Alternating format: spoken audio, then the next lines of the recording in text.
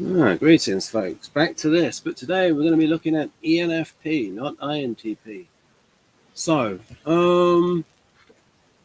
you can see the functions here: intuition, instincting, reconceptualization of sensing. It's not just sensing. The sphere of thought, the sphere of feeling.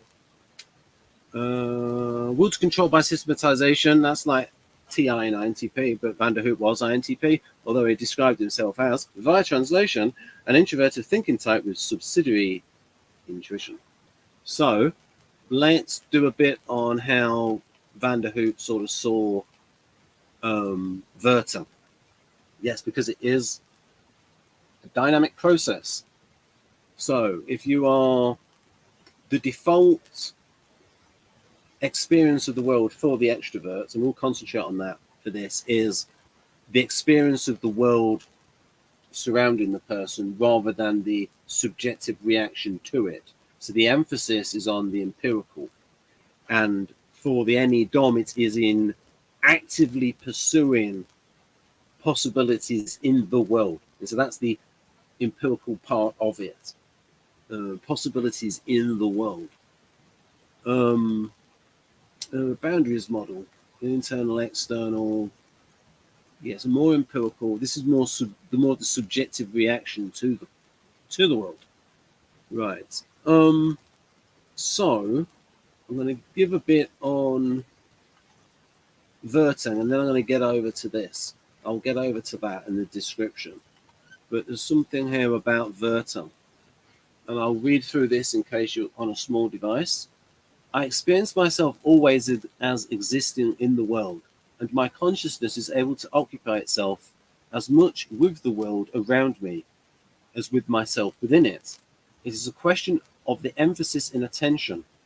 The other aspect is always more or less there, but there are states of consciousness in which it is almost entirely the world which is the object of attention, and others in which it is practically exclusively one's attitude. So the extremes of Werther. In both directions we experience, however, a limit to our consciousness. Experience of the world is limited by the world unknown to me, a limit which gradually passes over into that of the world which I can never know. Experience of the self has its limit, that part of myself which is unknown to me, which self I am unable to comprehend in its entirety as I am the world. If we represent the field of consciousness as a circle, in which the dark unknown world surrounds consciousness of the world, there will lie within this circle a similar dark region adjoining the consciousness of ego activity, the unknown self. Since our field of consciousness extends backwards and forwards in time, it may at any moment be represented as a transverse section to a thick-walled tube. So, you might go like this. So, imagine this is introversion. When someone's introverted, then it gets smaller as they're extroverted. That's what I mean by the sort of transverse tube. It's like you've got a tube that way, and it's like cut like that, and it will alter as it goes along. So let's do a bit on this bit here. This is an interesting point, that there's a boundary rather than a wall for the extrovert between the world and the unknown world. Whereas more of a solid wall, though, towards the unknown self. So this idea that the introvert has a little bit more access to the unknown self, that it's more of a boundary than a wall, and the extrovert has a little bit more access to the unknown world. Now, that's something to think about, not necessarily true, but it's an interesting thought. And it compares to something that is arguably truer, and that is Annie Linder's boundaries model. The internal versus external, self versus other, and then contextual boundaries. People, activities, place, gender. Right, so now we're going to get on to this, but with a proper description. Also, so this is my model V. I sort of came up with it about at the same time as so Van der Hoop's model did sort of influence it a little bit. And plus, it's also consistent with Model A. Because look at this. Ego row. Row in Model A. Id row. Super id row. Super ego row. Right, so now this is the unhealthy ENFP, so it's like an egotistical yearn to impulses of greed and opportunism without reference to external circumstances. Yeah, so I've cut that out of this because it gets a bit controversial. It's more the unhealthy ENFP, and I would argue that's an ENFP that shifted to ESTP, but it is true, but it says that is in stark contrast to their normal orientation, which is like, you know, good old idealist NF sort of attitude. So I'm gonna, how should I do this? Because it might be difficult for you to read. I'll read it out. I might go up and down a bit, but I'll give you opportunity to see it big, though, and then I'll move it up and down as and when I think it's necessary. From the various possibilities to which polarity gives rise, I will select one other example, an extrovert of intuitive type with feeling as his secondary function. The mean, now it was actually a woman that translated this, so don't get on her about pronouns. It was 1937 book, and it was published in 1939. It was translated by Laura Hutton. The mean field of consciousness of such an individual would be mainly occupied by the world, which reveals itself as a mass of possibilities and relationships, offering a constant succession of tasks to be performed. These tasks are, in such a case, mainly related to matters concerning feeling relationships. Where extroversion is marked, there will be dependence on chance ideas and encounters, giving rise to a changeable, somewhat superficial enthusiasm for all kinds of opportunities in the way of self-expression and personal relationships. I think is describing an ENFP, a collaborator idealist. These people often possess a remarkable ability in the presentation of ideals and plans in a vivid manner, making use of their personal relationships to realize them. And this is getting towards how ENFP uses FE, and there was a predisposition towards the Kersey role of, I'm really rolling my arse today, a predisposition towards the Kersey role of the advocator of a cause, the champion, the social something warrior, the social cause warrior. Now, here we go. It brings the NF in. I reckon it was Van der Hoop that came up with the clubs. And I know that Isabel Myers, who was a racist, by the way, read her novels.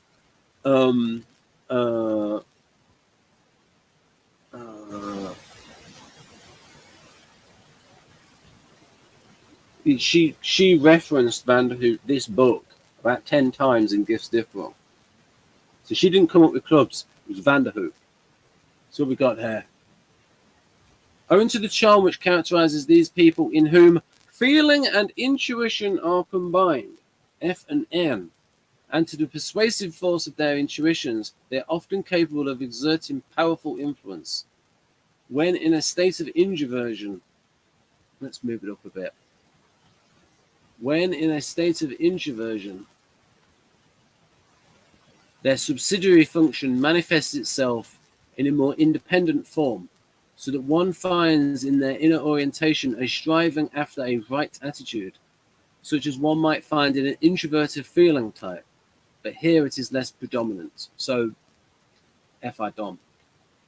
Right, so here we got here.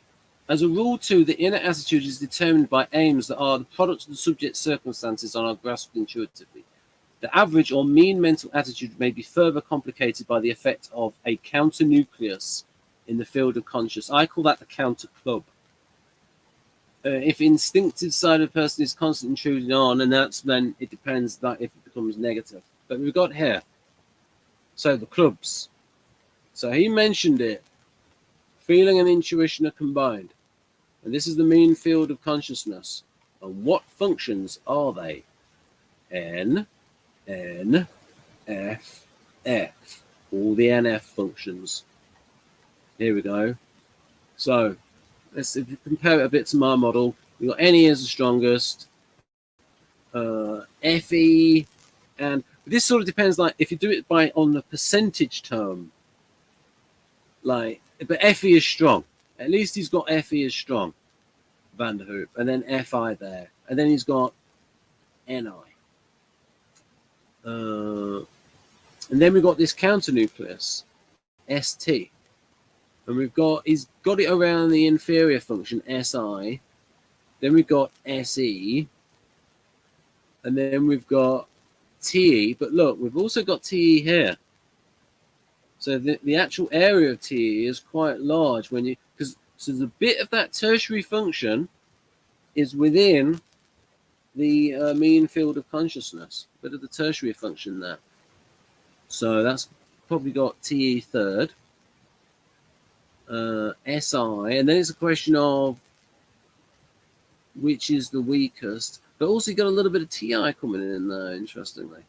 So, right, so it's like those are the weakest. SI, SE, and TI, I suppose. Yeah, it's sort of consistent with that. Is there anything else to this model? Is there anything else to say? Maybe if we go back here. So I did the previous video on, oh yeah, so instinct. What I meant by impulse, he meant by impulse to habit rather than the artisans acting in the moment, being impulsive as being alive.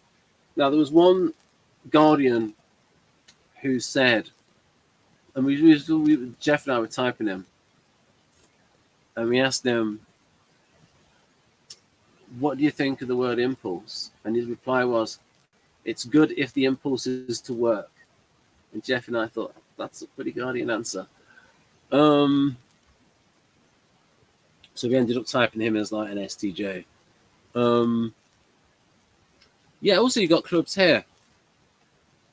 Ethos, NF, SF morality, technique ST, logos N and T. I mean, I assume it's that. I mean, it fits with ethics with NF. Now, morality is going to be more for the SFJs than the SFPs. Right then. So I don't think there's much else besides the fact that if we look here at INTP, look, we've got the N, NE, NI, the ITE, the NT functions in the club, and the counter club are the SF functions. And if you see here in model V, the NT functions with NI quite strong, and then the SF club there. So that is Van der Hoop's model from 1937. 1937. All right then. I'm going to end it. Now, my next video from Van der Hoop will be on his 6 features of intuition.